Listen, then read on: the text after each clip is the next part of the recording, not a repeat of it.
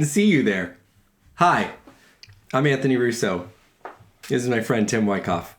Welcome to the Bible's Funny podcast. There's nobody there. They're out there. I know what you're saying, but they're not. They're out there. There was nothing for you to be surprised by. No, You hit was record. shocked. Their presence is here with us. Yeah, but you're the one who hit record. That wasn't even funny. I was shocked. Why are you to laughing? see them there, and now I'm like, oh, well, that's great because we're gonna do a podcast, and you're here. The perfect timing. Are you okay? Hi, guys. Welcome to the podcast, everyone. Tim, this is a big day. It is. We are finishing a book. Which is something I've only said about 6 times in my life. Great feeling when you finish a book. It is. Unfortunately, it's one of like a billion books in the same big book. Right. And so there's a lot more to go. We have ground to cover. Yeah. Yeah, for sure. Yeah. When I finish a book, I just finished a book recently. I'm trying to read more. And I always catch myself, like, when I get some success reading, it's usually because it's, like, tailored for someone who doesn't read books much. For sure. Right? So it's like, there's a lot of line breaks, short sentences. Mm-hmm. And I'm like, did you see how I read that whole book? Yeah. And then you're like, yeah, it's only, like, 700 words. I think that's why I got into Rob Bell stuff a lot easier, because it's like 2 words and then skip 4 lines. Yep, skip. Just blank. And you're I like, fly through these look things. at me. I read a whole book. Yeah. I used to read the wordless book like that. I used to crush that thing. Floop, done. We're finishing a book of the Bible today, everyone. This is so big. We've been going through Genesis for a long time. Very long time. I think we didn't look. I meant to look before. I think we started it this year, I think. I think it's a little over a year. You think we started it last year? Yeah. I can't remember. This is why you got to take your time. You got to really dig in there. And by the end of your lifetime, you may finish the whole Bible. We are going to get through our Bible reading plan together by the time we're 60. Should we skip to Revelation next, and then go back and forth, just skip to the end? Like a Quentin Tarantino movie. Oh. I showed you the last scene, but what does it mean? I wouldn't really work in the Bible because I read the whole book of Revelation and I'm like, there's so much. I don't know what it means. It's going to be a fun time. I bet Kirk Cameron knows what it means. Kirk Cameron knows exactly what it means. This is a big day. This is congratulate yourself if you've been with us on this road. Cheers to you. Every chapter of Genesis. We did it all together. Mm-hmm. Cheers to you, Tim. You've been here the whole time. Mm-hmm. Cheers to Bathsheba, who's only been here for the last... No, she's new. You. Yes. Newe. Uh-huh. Oh, sick pun. Yeah, I'm pretty sick good. Pun. I'm pretty good at those. So let's do it. Let's dive in. Unless you have anything we need to chat about before... No, I did see a guy shaving on the sidewalk today, just with an electric razor. Yeah. Just like no shirt on, just shaving, just not even on the phone, just like kind of walking around. That was his thing. In your neighborhood? Yeah. No shirt on. No, don't need it. It's Florida, man. That was a Florida man. Yeah. I kind of love that. Why do I kind of think that's... Because it's perfect Florida. Because you got like... It's like harmless Florida. That's what I'm saying. And like, you're right. This is perfect Florida in that it's weird. Yeah. And it catches you off guard. But then you think about it and you're like, I mean, his hair's just falling by the wayside. Do you know what I mean? Like, it's like... No, I do know what you mean. He doesn't have to like try to... I'm in my bathroom, so right. I got to make sure I do it all. He's getting vitamin D from the sun. He's walking around. Yeah, getting steps in. Mm-hmm. Mm-hmm. Doesn't have a mirror, which I would question. But don't need it. I feel if you're just doing one of those, you don't need to like, you know where you're going. Right. You got a neck and you got a chin. I do, right now. Sorry, that was pretty ableist of me. I do have a... name and claim that I have a neck and chin. There are some people that don't have a neck and chin. And That's exactly I would like to let them know that you are welcome to this podcast. A lot of them listen, and we're glad you do, in spite of your lack of neck and chin. My computer just timed out. Excuse me, everyone. Oh, jeez. Come prepared. Okay. If you either prepare to plan, what is it? Plan to prepare. Plan to succeed, or you fail to plan. There it is. Get in there. I'm missing the second part. I got the hook. If you fail to plan, you plan to fail. There it is. Is that it? There's the library. I got a Shout out to my librarian, wherever she's at. That's the poster that was up there. Oh. Yeah. Oh, that's sweet. Hang in there, kitty. Genesis 49. Last 2 chapters of Genesis. Let's do this. Starting in verse 1. Then Jacob called for his sons and said, "Gather around so I can tell you what will happen to you in days to come." I love this. Just a great start. Oh, Grandpa, gather around. Let's chat about it. Remember, I'm going to die. Remember 20 years I've been ago? saying it for 25 years. I'm borderline dead. 20 years ago, I told you I was about to die, and the day is maybe coming. And so I'm going to predict your future. So I'm going to predict your future. Yeah. Which is a nice thing to do right before you pass. Right. I think I wonder if I'm just wondering this, I'm going to die now. And then he's like, unless, what was the dinner tonight? What were you making? Roast lamb? Okay, I'm going to die. Stick around. Maybe for lunch. And then we'll see what happens after that. Because he gets to Egypt, he lives 17 more years. Yeah, so I feel like the food must have been great. What was the dinner? Who's cooking? Oh, I feel dead now. It's looking like I'm gonna go. Yeah, I'm gonna go now. So he gathers his kids around. This verse 2: "Assemble and listen, sons of Jacob. Listen to your father Israel." I love this. I also love that the setup is essentially for a roast. He wants to roast half of his kids, and he gets one last shot in before he's dead. And they don't know that. It's not the premise. They don't know. They think they're sitting around listening to Grandpa tell some stories about the fire. No. Well, and I can't help but think, it's okay. These are final words, right? This is a powerful thing for people. Is their final words with their dad, and that's what we get a little glimpse into here in Genesis 49. So in light of that and the seriousness of all this, that's what we do here. It's a very serious podcast. Mm-hmm. We didn't even do the intro. Oh my gosh, because you were so busy with your computer. I'm sorry, getting logged in. I'm off my game here as we finish Genesis. Quick pause. Bible's Funny Podcast, a little segment we like to call Cheat Day Devos. Mm-hmm. We dive into the Bible. We're not smart. Back to the podcast. We have words that we say. This is not your theology-rich podcast. There are those, and we are in support of them existing and being out there, but this is not that. Back to the show. So verse 2, "Assemble and listen, sons of Jacob, listen to your father Israel." Tim, I want you to think through. I want you to put yourself here. You should kind of close your eyes and imagine. I'm not gonna close my eyes. Yeah, you should. Put yourself here, and I want you to rank these encounters. Rank these blessings. These are called blessings. Okay. I question that because they don't all seem right to come across that way. But so I want you to rank them. There's 12 sons, 1 to 12. Yeah. All right. I got them. I've got them ranked. I'll let you know as we read. As we read, we'll talk about the blessing, the kid, and then Tim's gonna rank 1 to 12, so we have a definitive list of who got the best one. Because this is what you do, right? It's Christmas time or whatever. It's like, which kid got the best stuff? This is obviously what this family does. So I went 1 through 11 because there's 2 that are together. So that's right. The second one, yeah. The 2. That's okay. That's okay. We'll deal with that. Yeah. So let's start with verse 3. It's Reuben, "You are my firstborn, my might, the first sign of my strength, excelling in honor, excelling in power. Turbulent as the waters, you will no longer excel.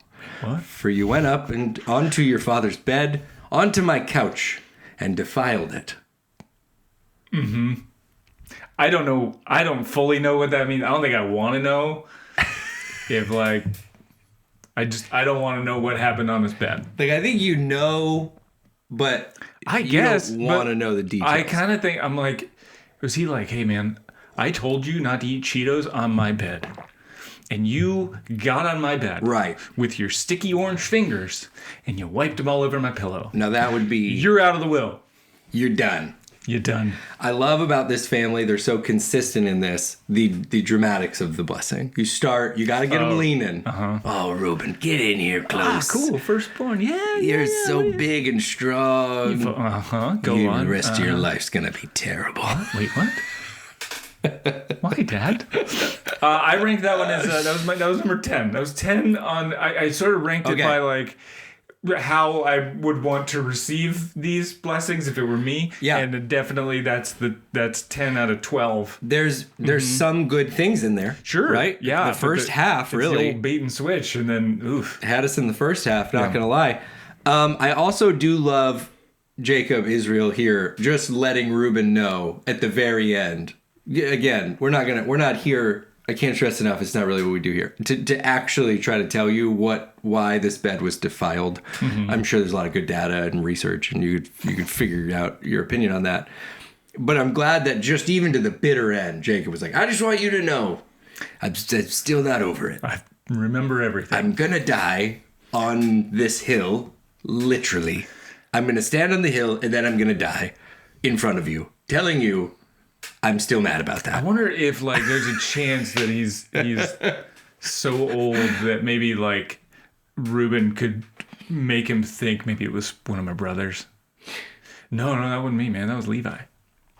They've done this before. This is a tool they've used before. It's a family tradition. They asked when Pharaoh asked me directly about blah blah blah. Yeah, could have been a strategy. All right, let's move on to the second blessing. This is for Simeon and Levi. Verse 5, Simeon and Levi are brothers. Blessed. Boom. Done. I wonder if for a moment everybody looks at each other like, are some of us not brothers? We started Reuben. You're my firstborn. Okay, we got some facts out of the way. He's firstborn. Great. Simeon and Levi, you two are brothers. We all are. It's cool. Okay. Their swords are weapons of violence. As opposed to weapons of Zen gardening. It's not a rake, it's a sword. Let me not enter their council, let me not join their assembly, for they have killed men in their anger, and hamstrung oxen as they pleased. Cursed be their anger so fierce, and their fury so cruel. I will scatter them in Jacob, and disperse them in Israel. A couple of times here early, he's reminding us he's got two names, and it's a huge flex. I guess, but it's like even God doesn't remember his first name. Like God changes back and forth according to the text here. Right, but Jacob's flexing both. Yeah, I know. Okay, Simeon and Levi together are what out of 12? Well, this was a positive one for a minute because it was the first time I'd seen hamstrung used in its literal sense, and so I had to like look it up and see like what does that actually mean. And it's like kind of grotesque and what you do to you cut the hamstrings of a cow or something. Yeah, it's a lot more violent than I ever thought it was. I don't know what I thought it was. What their swords do. Yeah, with the swords and the rakes, and they cut them all up. Now here's my question to you as a man of science. Do you think the act of hamstringing which was named first? The hamstring or the act of hamstringing? Oh, you know what I mean? Like we hamstrung that guy. Oh, okay. And then because then down the road you're like, okay, we got to name these muscles. Like that's the one we used to do the hamstringing by, and they're like, okay, call it the hamstring. Guess we'll call it the hamstring. Yeah, I think hamstrung came first, and I would like someone to challenge me on that because I will die on that hill. I like that you asked a man of science, and it's word. It's a science question. Etymology. Yeah, that's more so. But I was thinking about the muscle I know of it. I like too that you get this violent thing. They hamstrung oxen as they pleased. Yeah, whatever they wanted to. Just I cut whatever oxen by the hamstrings on a whim. What do you want to do today? Cut some hamstrings. I was thinking maybe we fish. I don't think so. Slice, slice, slice. Shoo, shoo, shoo. Violent sword. Yeah. So anyway, I put that one. So there's that, and then at the very end, he says, "I'll scatter them in Jacob and disperse them in Israel." Right. the message says, I'll throw them out with the trash. I'll shred and scatter them like confetti throughout Israel. Oh. Yeah, so that one, so because of that, this one took like a plunge. Yeah. And I'm putting that like 11 and 12. If I ranked them both together, okay. It's 11 and 12. They got the worst one. I don't want to become confetti. I will shred them like confetti? Yes, that's the message. I will shred and scatter them like confetti throughout Israel. That'll really teach them about being violent. You have to fight fire with fire. You guys are always using your sword, cut stuff up in a violent way. I'm going to use my wood chipper. Suck it. I'm going to cut you guys up like confetti. Then you'll learn a better way. All right, 11 and 12, Simeon and Levi. Let's go to Judah in verse 8. Judah, your brothers will praise you.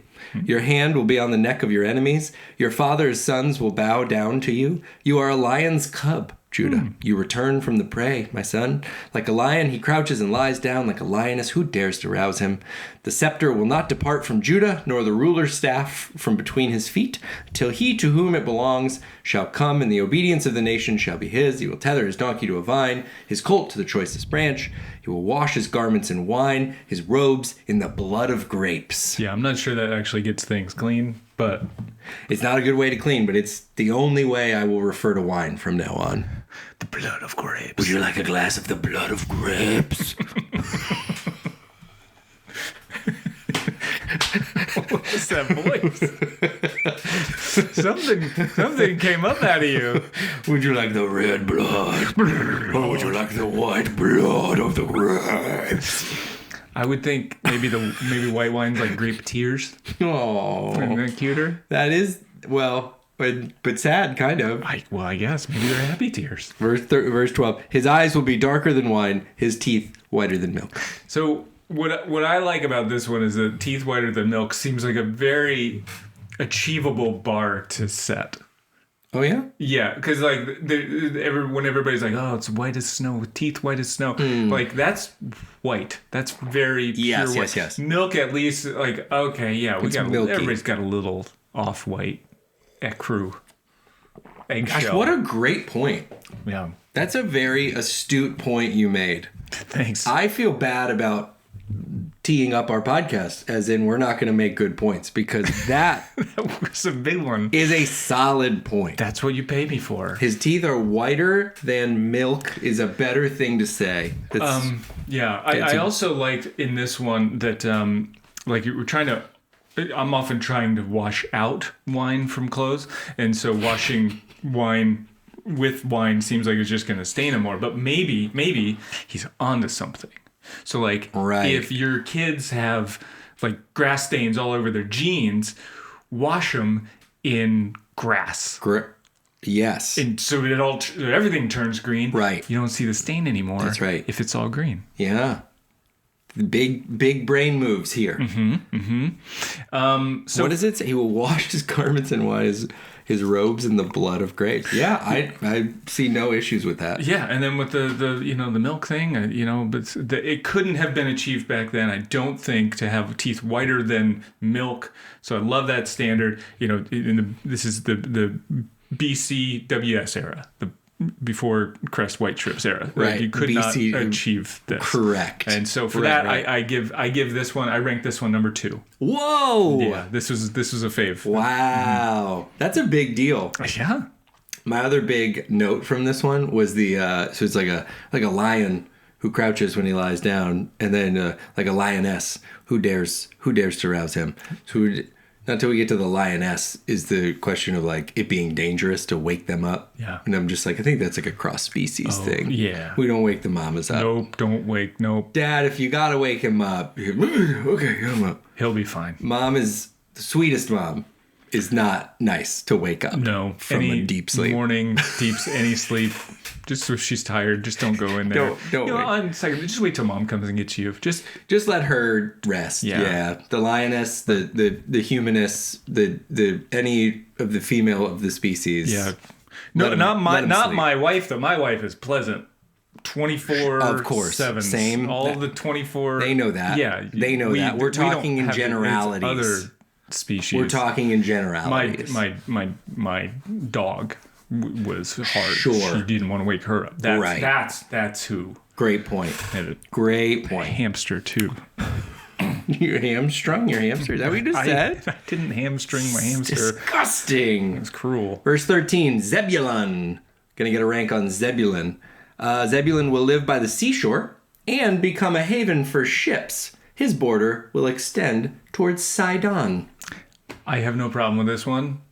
You live by the ocean. You have a nice place to live. I took that. That was number 3 for me. That sounds great. That just sounds lovely. A haven for ships. Haven's a nice connotation of a word. Yeah, I mean, this. I don't want to be a haven for ships. Like, it sounds like I have to be like a dock. It's gonna smell like fish. You know, I was thinking more like it's peaceful, the weather's good. I know, but if it was like a haven for soft, cuddly rabbits is one thing, but we get a haven for ships, and then what goes on ships? It's fishermen and gross. It just smelling of fish guts. Well, back in these days, the only way they could transport soft, cuddly rabbits was via ship. So there would often be a ship that would pull into harbor. And I thought I wasn't going to learn anything either. Soft, cuddly rabbits.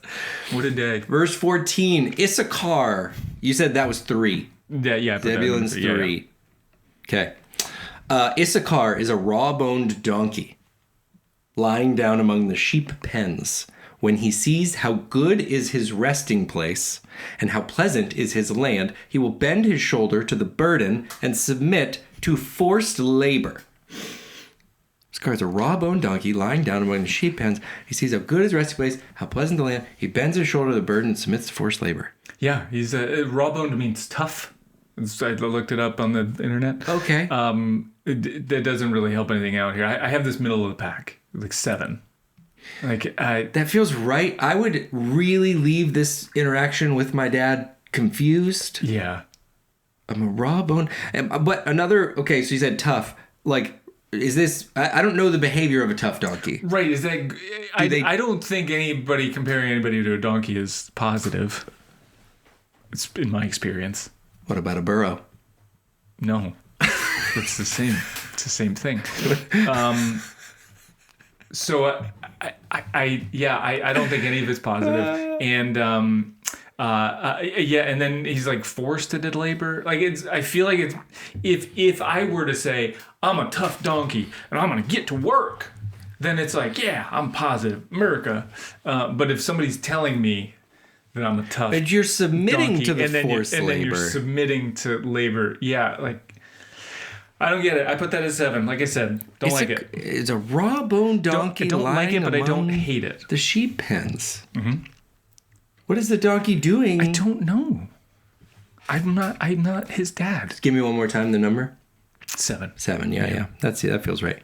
Dan will provide justice. Dan, by the way, whenever I come across this list of names, kills me every time. I know.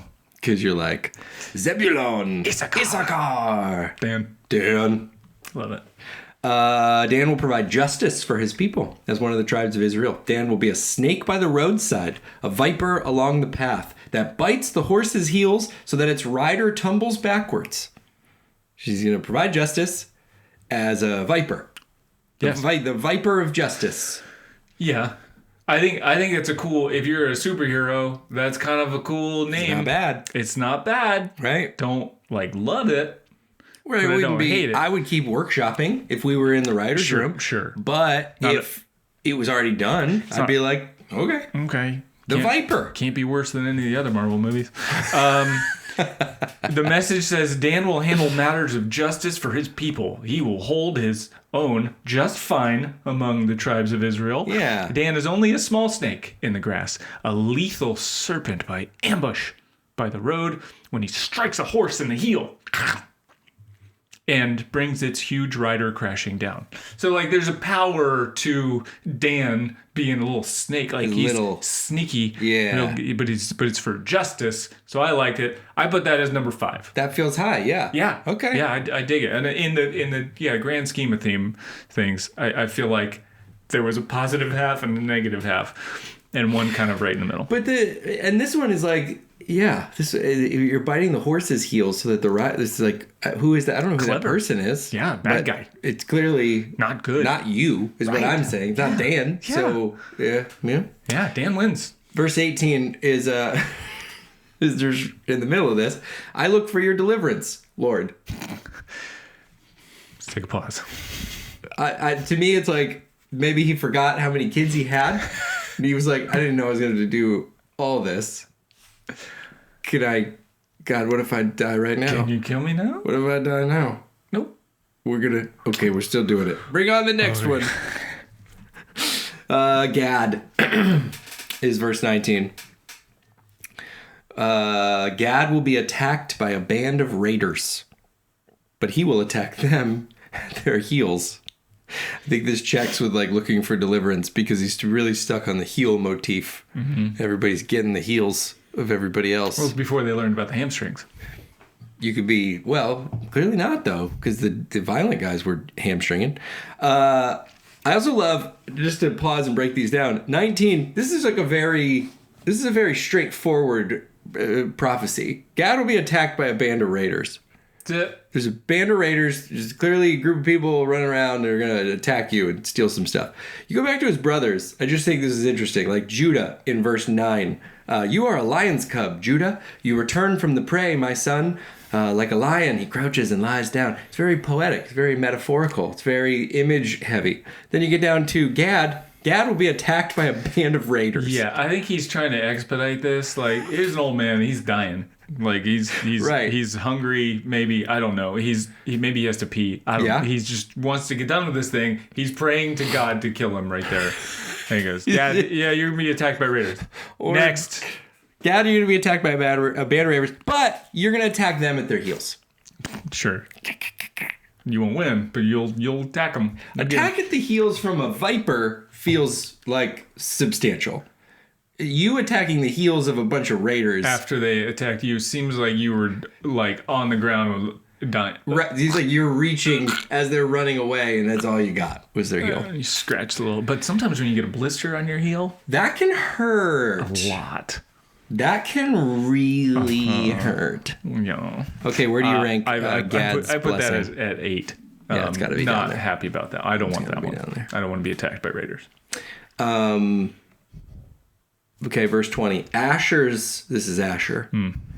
Asher's food will be rich. He will provide delicacies fit for a king. Baker, maybe? Yeah, for sure. Yeah. I did a little fan fiction. It said Asher will start a bakery. He will be open from 6 a.m. until noon and then shut down for the afternoon. He will throw away all the leftover breads that don't sell, or he'll give them to his kids' school the next day as a donation, but no one will eat them because they're dried out. I think that's how, I imagine that might have been how that's the Message translation you said? Yeah. Not really.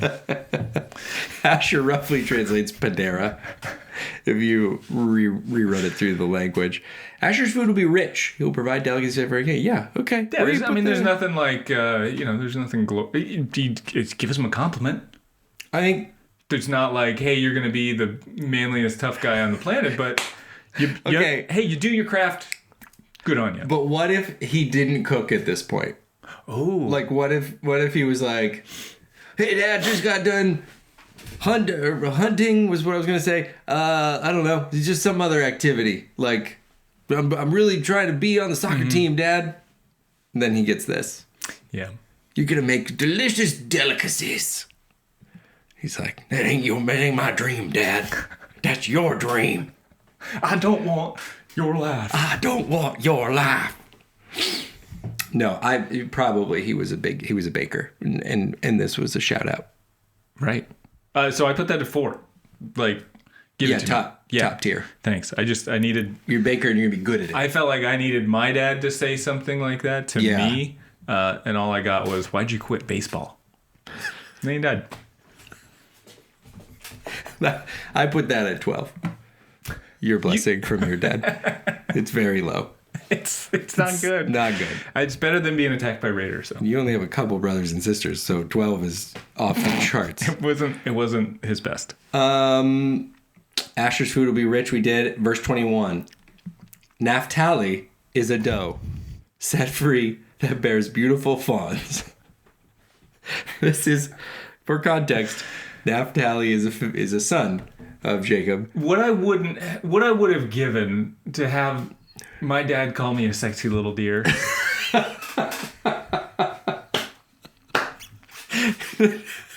But I'll never have that. Naphtali is a doe, a deer, female deer, set free that bears beautiful fawns. Like, this isn't a bad one. I don't necessarily. In the scheme of things, it's not bad. I don't personally want this one. They're no matter who. There are worse ones. That's all I'm gonna say. There's many. There's definitely. On this It's not list the that are bottom. worse. You already gave us the bottom. Yeah, you're not gonna die by like pirates. You're just a doe. Your dad's just like. I'm wondering if maybe Jacob here thinks it's a daughter coming in. Oh yeah, for sure. Even the name Naphtali kind of sounds feminine. And it's fine. It's fine. Do you think? Maybe from the beginning. Yeah. You had a beautiful another boy, Jacob. Oh, finally, sweet, a little sweetheart, little baby girl. No, Nope. That's not what I said. Nope. That one's got a. Yeah. We're gonna name her Naphtali. Nope. That's a boy.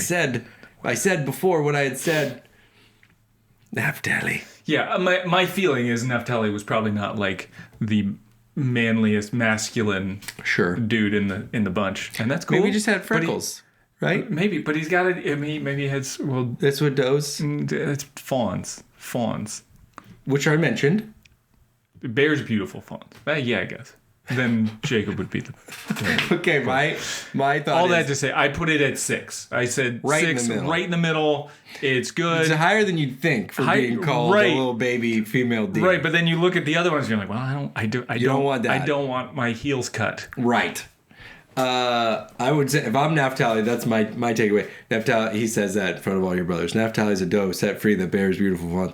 Did you hear he said I was going to be a bear? You referred to me as a bear. I heard bear. So that was my big takeaway from Dad. He was like, you gotta read between the lines a little bit, but it's like you're a big strong bear and I love you so much and protect your family. I think this sort of blessing would go to like a Justin Bieber. Beautiful. He's gorgeous. Look at the Timothy that Chalamet. Doe. Yeah, blessing. He's gonna make some beautiful kids. Beautiful little deer. Yeah. Sure, can't swing an axe. You're That's right. fine, but he's gorgeous. We got other people that can swing axes. Yeah, we got 11 others. It's fine. Yeah, Naphtali, number 6. Okay, and here we go with Joseph.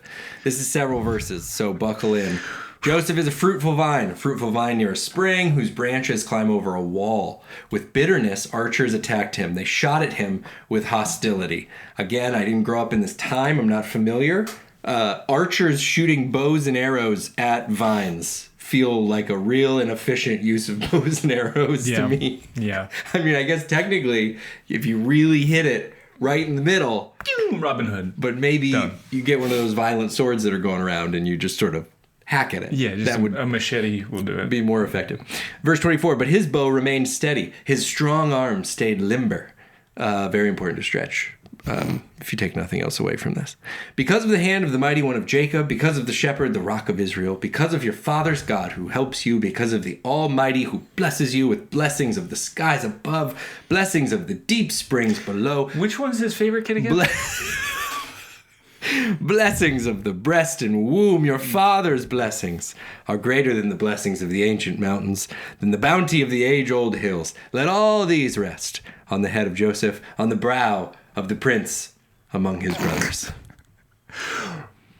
You had me at blessings of the breast and womb. Where did you have Joseph?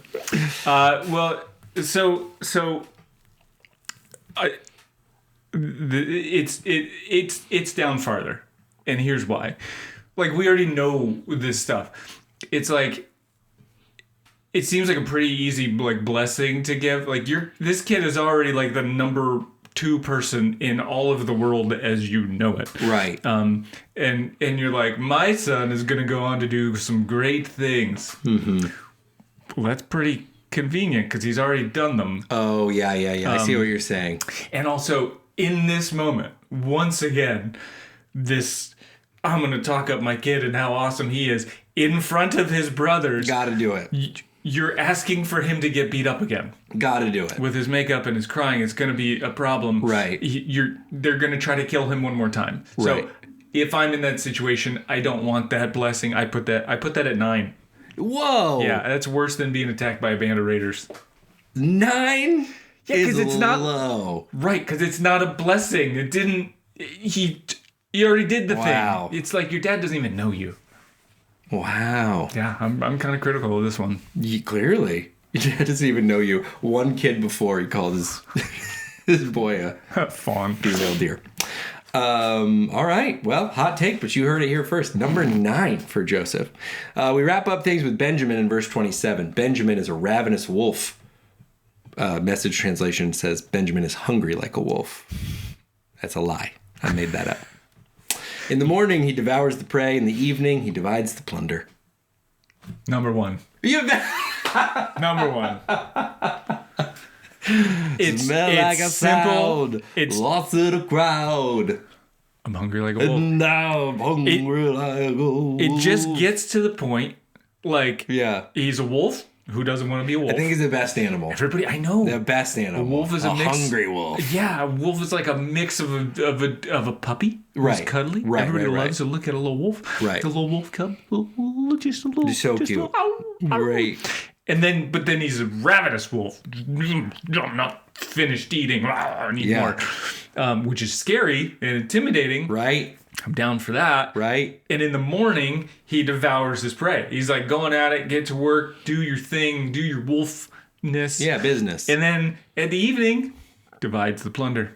There you go. You can have some, you can have some, you can have some. He's generous. Generous. Exactly. Yeah. So we've got ravenous, cute, mean, intimidating, and generous all in the same package. That's what I want. So it's a lot of the positives of Joseph's without sort of the pressures and the animosity building. Right. And it's like Benjamin's it's very good. Also succinct. You're Just right. get to the point. Yeah, Dad. Straight to it. Benjamin is a ravenous wolf. Yeah. And I can't argue too much. That's a pretty great blessing. What was your number 1? Was it Joseph's? I didn't rank them. I think you did. You No, were this the was ranker. just for me. You had that was your role, and my role was just to receive your order as you presented it.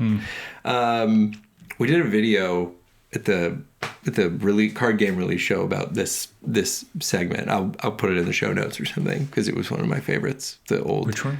It was the old Jacob calling the sons in one at a time. You remember that? Oh yeah. It was funny. That was great. Great ranking. Good list. Stop. Well done.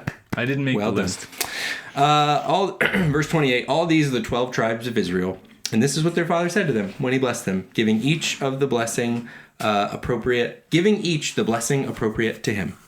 Verse 29, then he gave these instructions. I'm about to be gathered to my people. Bury me with my fathers in the cave in the field of Ephron the Hittite, the cave in the field of Machpelah near Mamre in Canaan, which Abraham bought along with the field as a burial place for Ephron the Hittite. Then Abraham and his wife Sarah were buried. He's just asking to be buried with his family. Yeah, thanks for all the details, Grandpa. We just skip. We don't need to go back over who owned what before. You got to just tell us what you want done. Right. And then we'll do it. Right.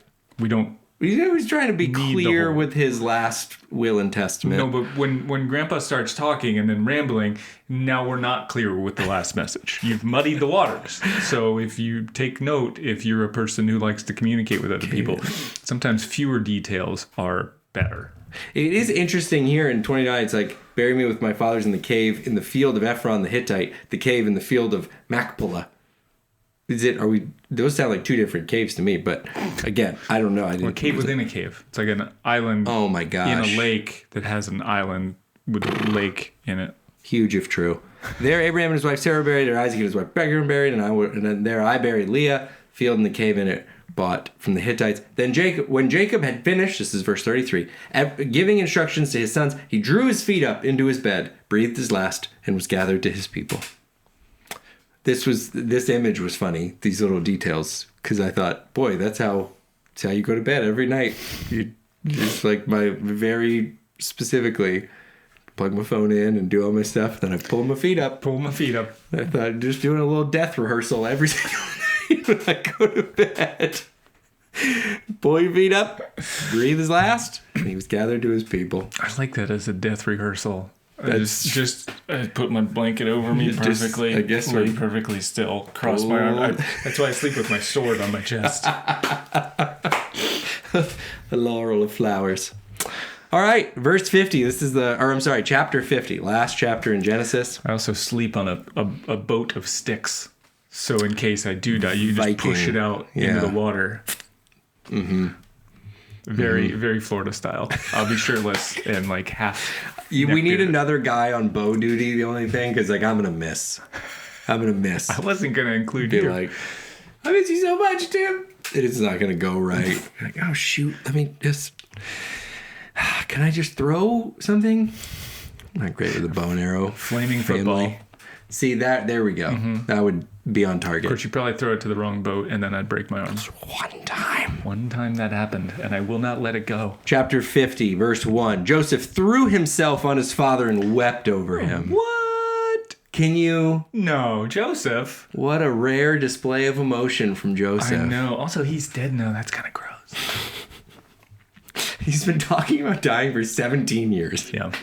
I swear, sometimes Joseph's brothers are more related. Like, if I'm one of Joseph's brothers, I'm like, okay, I'm also sad, dude, but like, he's been talking about this for 2 decades. Okay, think about it this way. What if he's been talking about this for 2 decades, and this is actually Joseph, like, essentially pulling the batteries out of the thing that, like, the batteries are dying, it's about to go, but it's still got a little life. And then Dad draws his feet up, and Joseph's like, oh no, and he jumps on top of him, smothers him, and like just finishes him off. Gosh, that's grotesque. He is not the ravenous wolf. He didn't eat him. Benjamin would be more likely. He just said, I'm going to put an end to my dad's misery. Or one of the brothers that was just told they were going to be chopped up like confetti and tossed around town. Verse 2, then Joseph directed the physicians in his service to embalm his father Israel. So the physicians embalmed him, taking a full 40 days, for that was the time required for embalming. Mm-hmm. This is a great note to remind the reader and our listeners today that it was just a standard embalming. Slow drip. Business as usual. The Egyptians mourned for him 70 days. I didn't have a lot in this section, so I'll skim it unless you get something here. I'd like to go back to the embalming. I feel like... Please. It seems like... Please, more on embalming. I was hoping. It seems like an excessive amount of time to embalm someone. I think it takes 40 days? An hour or something. But also, what else are they going to do in this period of time? There weren't 7 billion people on the planet, so there weren't that many people dying. Oh, yeah. If you're an embalmer, you got to kind of milk it a little bit, make it take a little bit longer. Yeah. We had such little time, and then we didn't have Netflix or Hulu or any of these cables back then. So what else are you going to do? The embalmer's a little bit like a general contractor just here. Just take our sweet time, yeah. Well, got in there. We ran into issues with how that goes. We had to get supply stuff. Couldn't get here in time. Had to pull the permit. Old veins just exploded, and I had to go in there and put some new ones. 40 days. Yeah, I don't know. The Egyptians were doing wild stuff, man. Mummies and whatnot.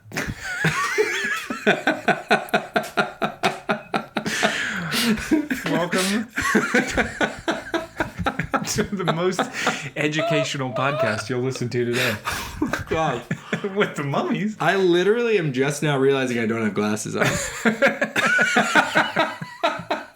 I have no glasses on.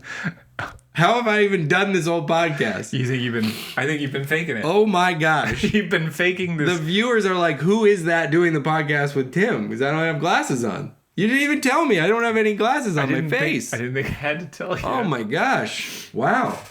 We did a glasses-free podcast. This is a way to end the year. I'll tell you that. Except for her. Well, Bathsheba's here with us. She's always got her glasses on. So we got embalming. The Egyptians, always up to their old tricks. People with the cat heads or the cat with the people heads.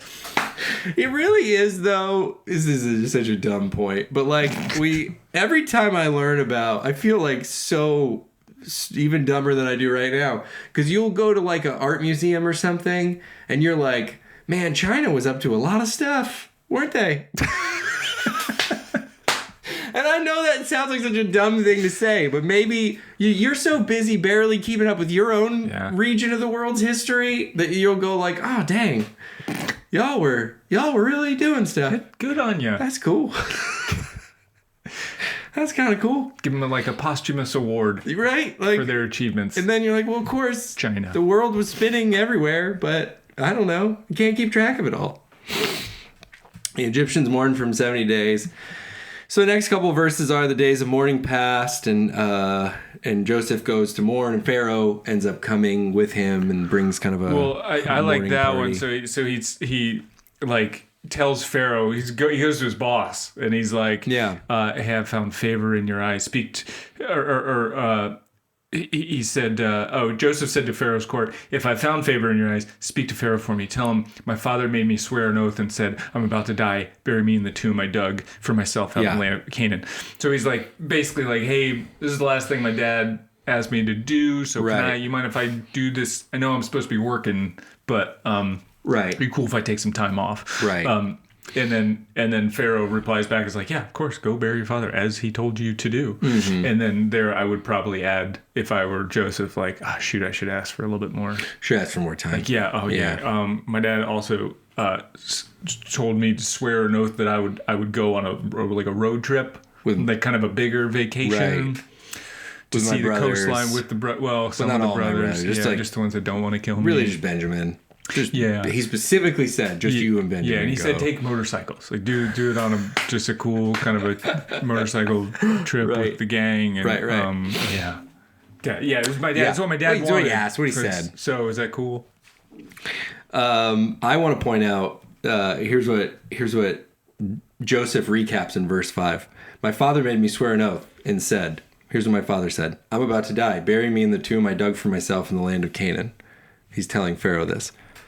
That's roughly 12 words. Joseph took 4 distinct verses of the Bible to spell that out. Joseph gave the Spark Notes version pretty great. Yeah. Just to your earlier point about Grandpa starting to ramble. Yeah. It's like, this was all we needed. Remember that cave in Canaan? Well, I also would've done it. So as the story progresses, then Pharaoh basically sends all his people with them to go bury his father and do all this stuff. Yeah. So I want to, as a note to viewers and listeners, like if you're planning on faking your parents' death as a way to get out of work, just keep in mind they might come with. Yeah, your boss, your company may come with you. Yeah, and so then you're gonna have it's an extra lie you're gonna have to kind of cover up. So I'm not saying don't do it. I'm just saying use it sparingly. It's typically the professor in college that you send the email. My grandma died. Yeah, and if your professor's like, I'm so sorry to hear that. I'd like to go pay my respects. Please send me the funeral information. No, it was a grandma from. It's a different. She's like a kind of a wreck. She was real private. Yeah, she didn't want to be seen. Complete. So just tell me where I can send the flowers and just give them to me. I'll bring them. No, I don't want you to have that hassle. You got so much going on. I want to just send right to her. She meant a lot to me. Yeah.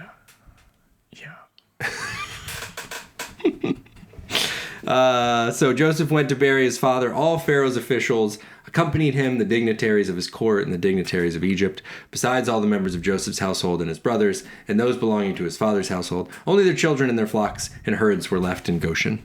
Only their children and their flocks and herds. So they left the kids in charge of the animals. You guys got it, right? You make sure they got grass and stuff. I mean, if Mary, mother of Jesus, can have a baby at 13, I think you can put the kids in charge of some goats. She actually also left him shortly after in the temple on accident. Spoiler alert, we will get there. Don't rush. In 6 years. Chariots and horsemen also went up with him. It was a very large company. When they reached the threshing floor of Atad near the Jordan, they lamented loudly and bitterly. And there Joseph observed a 7-day period of mourning for his father. You know, if you're going there to support Joseph, you gotta bring the tears. Yeah, you know what I mean? Joseph of all people has to hydrate for these kind of moments. You know this dude's crying. You got to. Just pound in water, cry, pound, cry. Right. When the Canaanites who lived there saw the mourning at the threshing floor of Atad, they said, "The Egyptians are holding a solemn ceremony of mourning." That is why that place near the Jordan is called Abel Mizraim. It's a great observation. See all those people crying? Looks like they've all gathered to cry. Sure does, Bob. See you tomorrow. So Jacob's sons did as he commanded him. They carried him to the land of Canaan, buried him in the cave. And after burying his father, Joseph returned to Egypt together with his brothers and all the others who had gone to bury his father. So this is where we get the end of Genesis 50, the end of the saga of Joseph we've been walking through. Joseph's brothers saw that their father was dead. And they said, "What if Joseph holds a grudge against us and pays us back for all the wrongs we did to him?" So they sent word to Joseph saying, "Your father left these instructions before he died. We just found him. He wrote them on a scroll." It sure looks like my handwriting, but it was in his...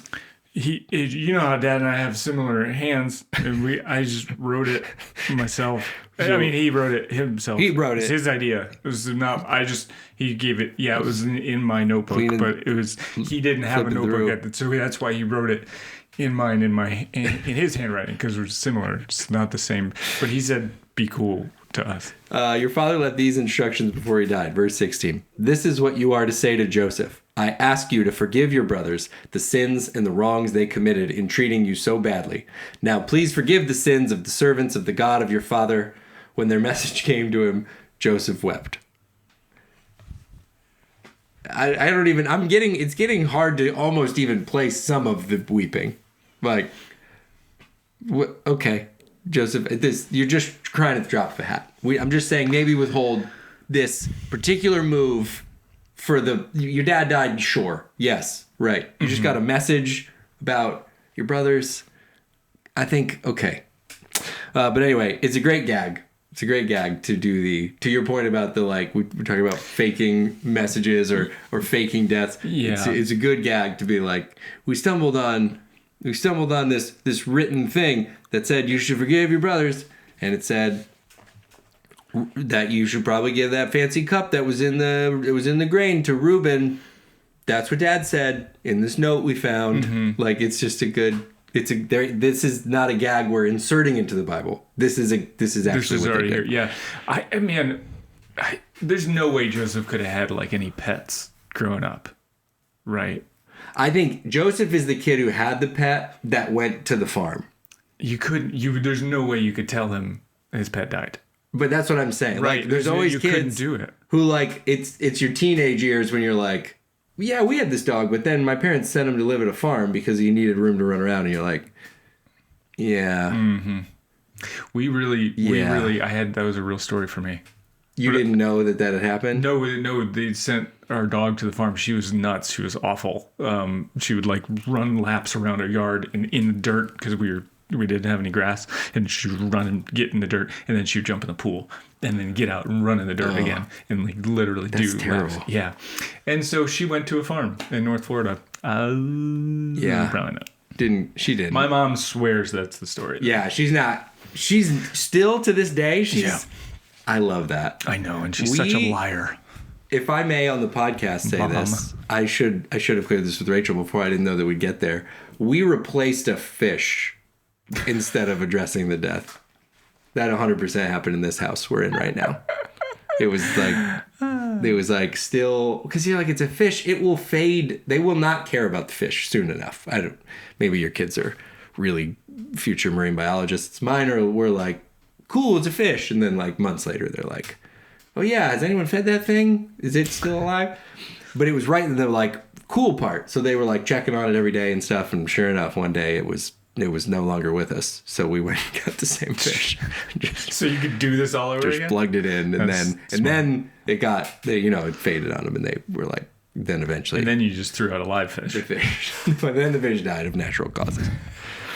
His brothers then came and threw themselves down before him. "We are your slaves," they said. But Joseph said to them, "Don't be afraid. Am I in the place of God? You intended to harm me, but God intended it for good, to accomplish what is now being done, saving of many lives. So then, don't be afraid. I will provide for you and your children." And he reassured them and spoke kindly to them. That's all you want. Yeah, there's niceness. This is a lovely story. It's a beautiful story of Joseph. It's a great story. Just the twists, the turns, it's all good. Joseph stayed in Egypt along with all of his father's family. He lived 110 years and saw the third generation of Ephraim's children. Also the children of Machir, son of Manasseh, were placed at birth on Joseph's knees. Then Joseph said to his brothers, I'm about to die, but God will surely come to your aid and take you up out of this land to the land he promised an oath to Abraham, Isaac, and Jacob. And Joseph made the Israelites swear an oath and said, God will surely come to your aid, and then you must carry my bones up from this place. So Joseph died at the age of 110, and after they embalmed him, 40 days. Probably about 40 days, he was placed in a coffin in Egypt. Genesis, everybody. We did it. We did it. That was the end of the beginning. Because it's the first book of the Bible. Yeah, no, I got it. We did it. We read all of Genesis together. Yeah, it feels good. Here with our friends. What did you learn today, Tim? Well, I learned in general that I can, in fact, read an entire book of the Bible. Hey! And it only just takes a full year to do it. It takes a while. That's all. But just you did do it. it with a friend. Yeah. I also learned that blessings in disguise might be like really, really good with their makeup. You might not ever actually know it was a blessing at all in any way. Like when your dad says you're donkey bone and you're going to get attacked by muggers and that's how you die. And boom, blessed. Sure. Yeah. I learned that maybe you should spend a moment, like, you know how some people, they don't write their best man or maid of honor speech and they're like, no, I'm just going to kind of grab that mic and share it from my heart. Like, maybe final words or something you should put some thought into beforehand so you don't end up sort of just saying something. I mean, even you ranked them, and there's definitely a hierarchy of good to bad, but even your last words being, I think you're going to live by the ocean. Yeah.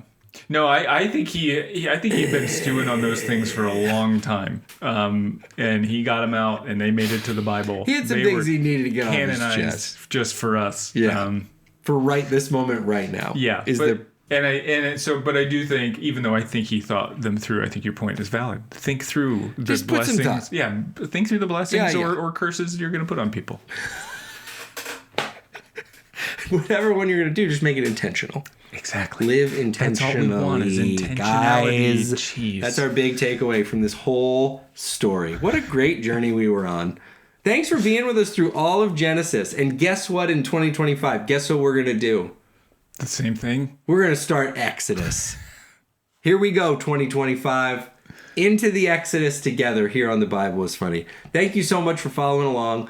Let us know your favorite part of Genesis. That's what I'm going to ask for. Mm-hmm. What was your favorite part of the story of Genesis? Let us know in the comments. I would love to hear that. And we're going to come back here and we're going to start Exodus in 2025. What a nerdy thing to ask people for. Your favorite part of Genesis? What's your favorite part? Oh, mine's when what was that? It's when Joseph was crying and he had the sheep's head. Yeah. And maybe it was. Maybe it was. Everybody's on a different journey. But I'm going to ask it nonetheless. We're going to start Exodus in 2025. If you're not already, follow along at The Bible is Funny on Instagram, TikTok. We'd love to hear from you. Shout us out. Let us know anything you want to talk about. I will respond to the message if you send it. It's true. Anything he'll respond. Whatever. We're going to chat on there. Shouts out to my guy. I don't know if he listens to the podcast, but there's a guy that messaged me on Instagram that's a Bucks fan. And I have nothing but love for that guy. We chat. You wear the hat just for him. We chat every Sunday the Bucks have a game. Hey guys, love you. Going to be back here very soon with another podcast as we journey through the Bible together.